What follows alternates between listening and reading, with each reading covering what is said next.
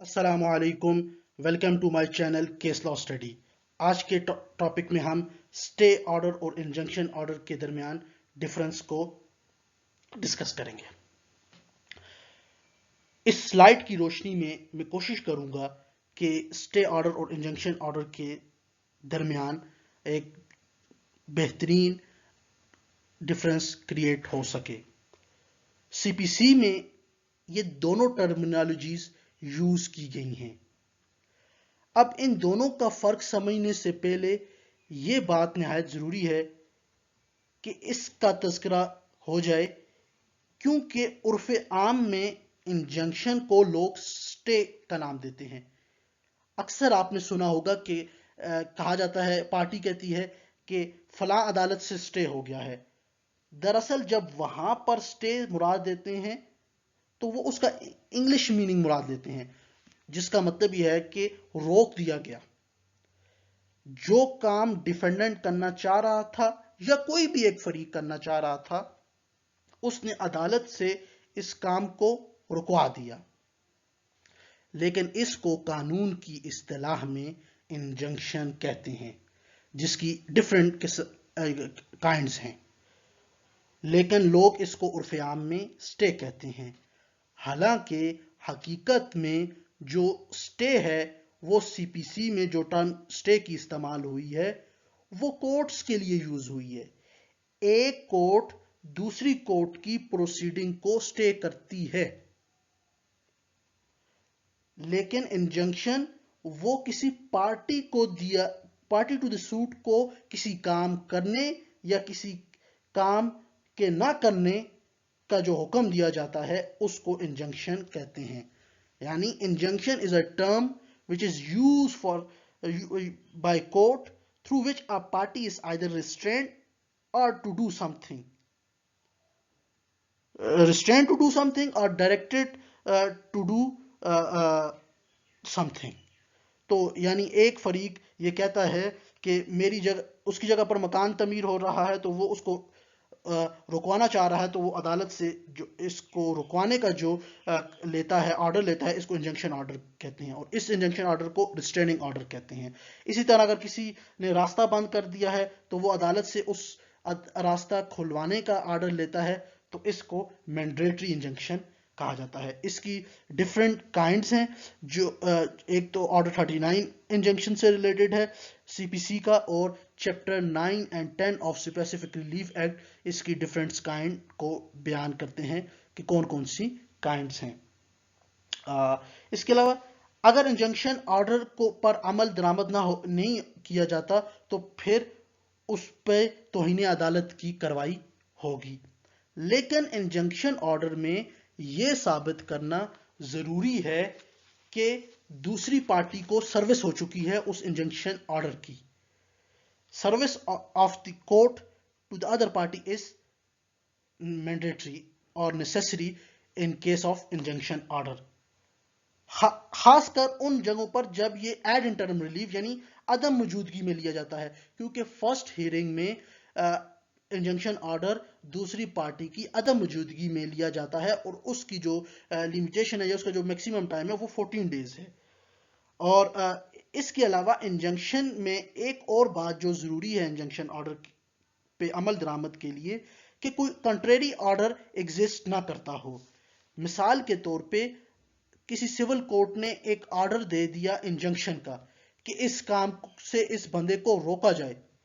इस रास्ते की हम मिसाल लेते हैं कि कोर्ट ने ऑर्डर दिया कि इस रास्ते को खोल दिया जाए, लेकिन इस कोर्ट से एक और दूसरी कोर्ट का हुक्म मख्फी रखा गया, जिसमें कि उस दूसरी अदालत ने कुछ डिफरेंट ऑर्डर किया है, इस ऑर्डर के अगेंस्ट ऑर्डर किया है। यानी उसने उस अदालत ने ये हुक्म दिया कि ये रास्ता नहीं खोला जाए, और एक अदालत ने जिससे अभी इंजंक्शन ऑर्डर लिया उसने ये कहा कि रास्ता खोल दिया जाए। तो यहाँ पे क्योंकि उस दूसरी अदालत का कंट्रेरी ऑर्डर मख्फी रखा गया, तो इसलिए ये इंजंक्शन नाफिजुल अमल नहीं होगा जो बाद वाला इंजंक्शन ऑर्डर है, क्योंकि ये धोखाधड़ी से हासिल किया गया है। इसलिए अक्सर अदालतें अपने ऑर्डर में ये बात लिखती हैं। अगर वो ना भी लिखें तो जरूरी नहीं है, वो लिखती हैं کہ directed to refrain from doing this order shall exist subject to any contrary order of the court. جب contrary order ہوگا تو پھر یہ نافذ العمل نہیں ہوگا انجنکشن آرڈر. تو ہم اس کو اگر انجنکشن کو سم اپ کریں تو اس کو یہ ہے کہ injunction to a party, second thing کہ سروس کا ہونا ضروری ہے، اور third thing contrary order does not exist, کوئی کنٹریری آرڈر نہیں ہونا چاہیے. انجنکشن میں ایک اور بات یہ ہے کہ انجنکشن کے کیس میں جو فرسٹ ہیئرنگ میں جو ہوتا ہے انجنکشن دیا جاتا ہے اس کو ایڈ انٹرم ریلیف کہا جاتا ہے. اس کے لیے جس طرح ایڈ انٹرم بیل ہوتی ہے جو ایک پارٹی دوسری پارٹی کی عدم موجودگی میں دی جاتی ہے، اور ایڈ انٹرم ریلیف کی جو میکسیمم ٹائم پیریڈ ہے جو دیا جا سکتا ہے وہ 14 ڈیز تک دیا جا سکتا ہے. اس کے علاوہ عدالتیں اکثر اپنے جو پہلے آرڈر انجنکشن کا آرڈر دیا جاتا ہے اس میں ایک ورڈ غلط یوز کرتی ہیں، وہ ہے سٹیٹس کو، جس کا مطلب یہ ہے کہ حالات جوں کے توں رکھے جائیں. حالانکہ اکثر کورٹس اپنے جو پہلا آرڈر ہوتا ہے انجنکشن کا آرڈر دیا جاتا ہے اس میں یہ لکھتی ہیں سٹیٹس کو بھی مینٹین. تو اس کا استعمال کرنا غلط ہے، کیونکہ اگر یہ کہا جائے کہ حالات جوں کہ توں رکھے جائیں تو پھر انجنکشن کس چیز کا کورٹ نے دیا. مثال کے طور پہ اگر ایک شخص کہتا ہے کہ اس کو روکا جائے، میرے مکان کی تعمیر سے روکا جائے، اور عدالت کہتی ہے کہ حالات جوں کہ توں رکھے جائیں، سٹیٹس کو بھی مینٹین، تو یعنی وہ جو مکان بنا رہا ہے اس کو بنانے دیا جائے. تو اس لیے پہلی ڈیٹ پہ سٹیٹس کو کا ورڈ یوز کرنا غلط ہے. ہاں ایک دفعہ انجنکشن آرڈر گرانٹ کر دیا تو دوسری ڈیٹ پہ تیسری ڈیٹ پہ اگر اس انجنکشن آرڈر کو کورٹ مینٹین رکھتی ہے تو پھر اب سٹیٹس کو کا ورڈ کورٹ یوز کر سکتی ہے. اب ہم چلتے ہیں سٹے پہ، سٹے آرڈر پہ. اب سٹے آرڈر 41 رول 5 جو ہے وہ سٹے آف پروسیڈنگ اینڈ ایگزیکیوشن کو ڈسکس کرتا ہے. اب سب سے پہلے جو سٹے آف پروسیڈنگ ہے وہ اپیلیٹ کورٹ کر سکتی ہے، اپیلیٹ کورٹ کو یہ پاور ہے. لیکن جو آرڈر 41 رول 5 کا جو سب کلاس 1 ہے وہ یہ کہتی ہے کہ محض اپیل سٹے تصور نہیں کی جائے گی. یعنی ایک شخص ایک آرڈر کے خلاف اپیل میں جایا جاتا ہے تو اپیل میں جانا محض سٹے تصور نہیں ہوگا جب تک اپیلیٹ کورٹ سٹے گرانٹ نہ کرے. تو آرڈر 45 رول 5 سب کلاس 1 یہ اپیلیٹ کورٹ کو یہ پاور دیتی ہے کہ وہ نیچے کوئی کارروائی چل رہی ہو اور اس پہ اوپر اپیل آ گئی ہو تو اپیلیٹ کورٹ اس پر سٹے کر سکتی ہے. یہ آرڈر 45 رول آرڈر 41 رول 5 کی سب کلاس 1 یہ ڈسکس کرتی ہے.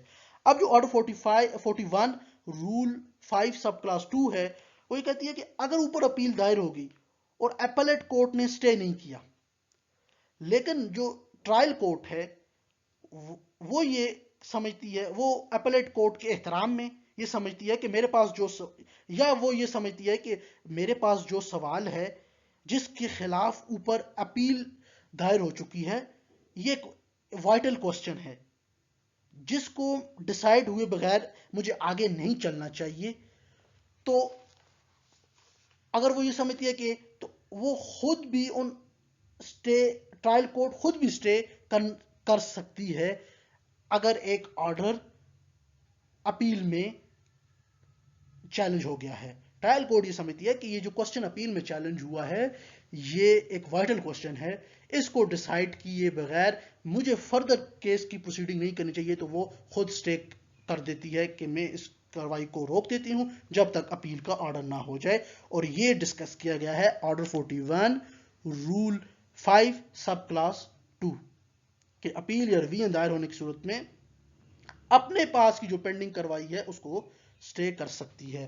اور اس کی جو سب کلاس 3 ہے وہ آرڈر یہ بتاتی ہے کہ کون سی وہ گراؤنڈز ہیں کہ جن کو مد نظر رکھتے ہوئے کورٹ سٹے دے گی.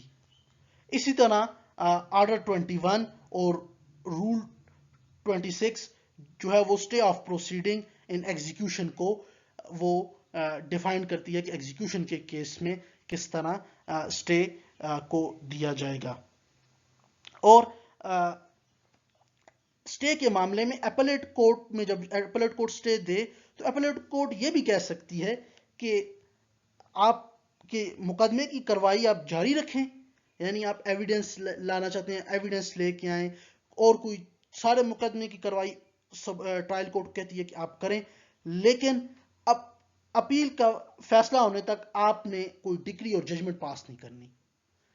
آپ نے ٹرائل کورٹ کو یہ حکم کر دیتی ہے کہ آپ ایویڈنس لے کے آئیں، آپ ساری چیزیں لے کے آئیں، اور لیکن جب تک یہ جو اپیل ہمارے پاس پینڈنگ ہے اس کے آرڈر ہونے تک آپ نے نیچے ججمنٹ پاس نہیں کرنی. یہ عموماً ان کیسز میں ہوتا ہے جن میں یہ سمجھا جاتا ہے کہ یہ اپیل کا جو آرڈر ہے وہ 85 یا 90% ٹرائل کورٹ کے آرڈر کے تناظر میں ہی آئے گا، اس کے سیم میں ہی آئے گا. تو کورٹ ٹائم کی بچت کے لیے کہ ٹائم اتنا جو عرصہ اپیل میں ہے وہ ضائع نہ ہو، اس لیے نیچے والی کورٹ کو یہ حکم کر دیتی ہے کہ آپ اس کارروائی کو جاری رکھیں، لیکن سٹے آپ نے جو ججمنٹ اور ڈکری ہے وہ آپ نے اناؤنس نہیں کرنی. اس کے علاوہ ایک اور جو ڈفرنس ہے وہ یہ ہے کہ انجنکشن کی جو ٹائم پیریڈ ہے وہ اپ ٹو میکسیمم 6 منتھس ہو سکتا ہے. 6 منتھ سے اوپر انجنکشن نہیں گرانٹ کی جا سکتی.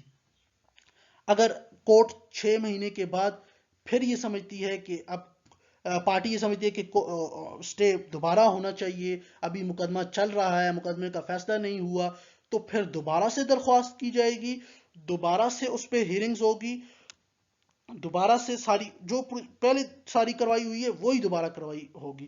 لیکن سٹے کی صورت میں ایسے نہیں ہے. جب تک اپیل پینڈنگ ہے وہ 3 سال پینڈنگ ہے، 4 سال اوپر پینڈنگ ہے، کورٹ نے سٹے دیا ہوا ہے، نیچے کروائی سٹے ہی رہے گی. تو یہ تھی آج کی یہ پوری ہماری ڈسکشن. یہ سلائیڈ میں یہ میں نے ان ڈفرنسز کو شارٹ فارم میں بتایا بھی ہوا ہے، آپ اس کا اسکرین شاٹ بھی لے سکتے ہیں. اگر آپ کو میری یہ ویڈیو پسند آئی ہے تو کائنڈلی ایک لائک بھی کیجیے گا اور چینل کو سبسکرائب بھی ضرور کیجیے گا، اس سے مجھے موٹیویشن ملتی ہے. جزاک اللہ خیرن.